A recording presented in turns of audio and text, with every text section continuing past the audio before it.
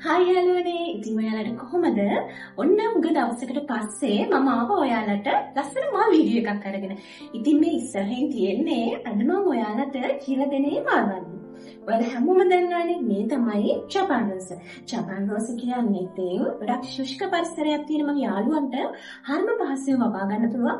හරිම ලස්සන මල් වර්ගයක්. මේක සුවඳ නම් නැහැ. ඒ වුණාට මේ මල් පිපුණාම හරිම ලස්සන පොකුරටනේ පිපෙන්නේ. එතකොට මේක ඇස් දෙකට හරිම ලස්සනයි. ඒ කියන්නේ උදේම මේක පිපෙන්නේ නැහැ නේ යාළුවනේ. මේක පිපෙන්නේ ඉතින් දවල් වෙලාවට. يعني හවස 10 11 විතර වගේ ඒ වගේ ටයිම් එකකට ඉතින් මේක පිපෙන්නේ.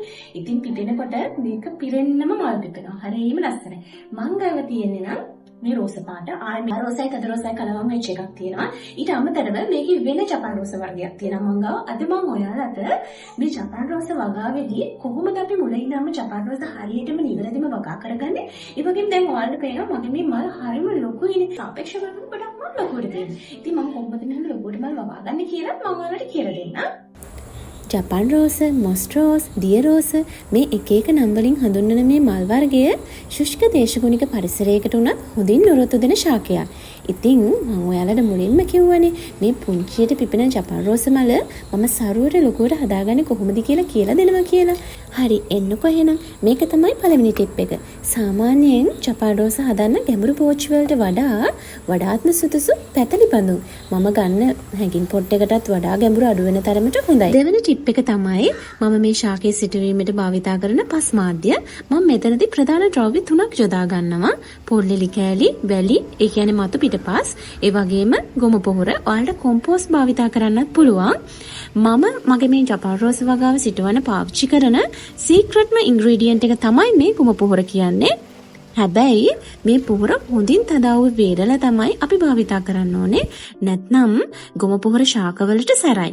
ඉතින් මම මේ ඉන්ග්‍රීඩියන්ට්ස් තුන එකට එක අනුපාතයට මේ හැගින් පොට් එකට දාලා ඉස්සලාම පුරව ගන්නවා. මතක තියාගන්න ඕනේ වැදගත්ම කාරණාව තමයි අපි සාදා ගන්න පස් මාධ්‍ය හොඳින් ජලයේ බැසෙන ආකාරයට තමයි හදා ගන්න ඕනේ.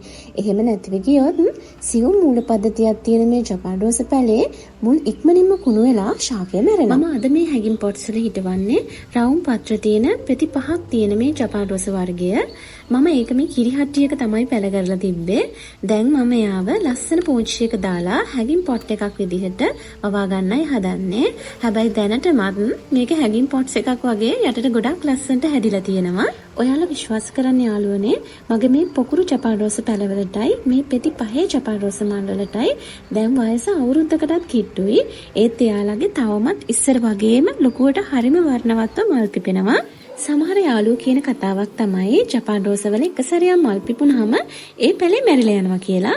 ඒ කතාව ඇත්ත නෙවෙයි. එහෙම වෙන්නේ මේ පැලේ හරියට මේන්ටේන් කරන්නේ නැති නිසා. විශේෂම දේ තමයි යාළුවනේ පළමු පාර මල් පිපිලා ඉවරුනහම මේ ශාකය දණු යටට එන්නම කප්පදු කරන්න ඕනේ. ඊට පස්සේ මේ ශාකයට හොඳින් පොහොර දාන්න ඕනේ. මම දාන්නේ නම් ගොම පොහොර, ඊට අමතරව බිත්තර කුඩු පොහොර, නිල් කැට පොහොර පාවිච්චි කරනවා.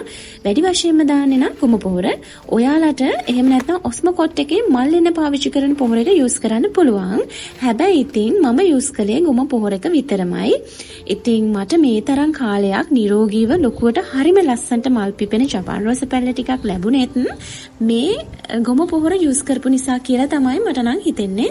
අපිට මේ වගේ හොඳින් වැඩුණු පැලයක් වගේම අතු කෑලි පැල කරලත් මේ ජපාන් රෝස ඉතාමත් පහසුවෙන් හදාගන්න පුළුවන්. හැබැයි ඉතින් කිසිම පෝෂණයක් නැති සාමාන්‍ය පස් මාධ්‍යයක මේ අතු කෑලි සිටෙව්වා කියලා කාලයක් පවතින ලස්සන මල්ලෙන නිරෝගී පැලයක් නම් ඔයාට බලාපොරොත්තු වෙන්න බෑ. හිතන්නකෝ අපි චූටි බබෙක්ව හදනකොට එයාට පොඩි කාලේ ඉඳන්ම හොඳ ආහාර, විටමින් වගේ පෝෂණ දේවල් දෙනවනේ.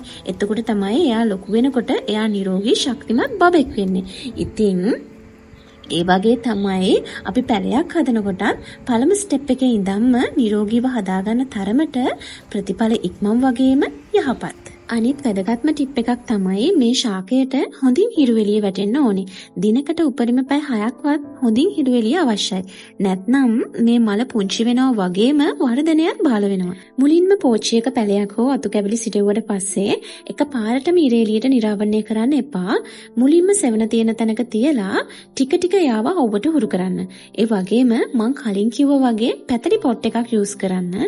එතකොට මෙයා ගොඩක් ලස්සනට පිරීලා පොට් එක පිරෙන්නම හැදෙනවා. ඔයාලට මේ පොට්ස් වල එක එක පාට මල් අතු කැබලි යොදා ගන්න පුළුවන්. එතකොට ඔයාලට මේකෙන් ලස්සන නිර්මාණයක් කරන්න පුළුවන්. සාමාන්‍යයෙන් මම දැකලා තියෙනවා පිට රටවල එක එක පාට ජපාන් රෝස මල් වලින් හරිම ලස්සන නිර්මාණ කරලා තියෙනවා. ඇත්තටම මේ මලේ ඒ තරම් සුවඳ මලක් නෙවෙයි වුණාට ඇහැට හරිම ලස්සන නිස්කලංක හැඟීමක් ගෙනත් දෙනවා. මම මේක තියලා තියෙන්නේ මගේ කිචන් එක, බැල්කනි කිචන් එක ඉස්සරහා. ඉතින් උදේම නැගිට්ටාම ඒකේ මල් නොපිපුණාට ටික වෙලාවක් යනකොට 9:00 විතර වෙනකොට හරි ලස්සනට මේ වගේ මල් පිපෙනවනේ. කාන්තාව විදිහට දවසෙන් වැඩි වෙලාවක් අපි ගත කරන්නේ කිචන් එකේනේ. ඉතින් වැඩත් එක්ක ගොඩක් කාර්යබහුල වෙච්ච වෙලාවට මේ වගේ ලස්සනට ජපාන් රෝස මලින් පිරිච්ච පොට් එකක් දැක්කහම හිත නිකම්ම නිවෙනව නේද?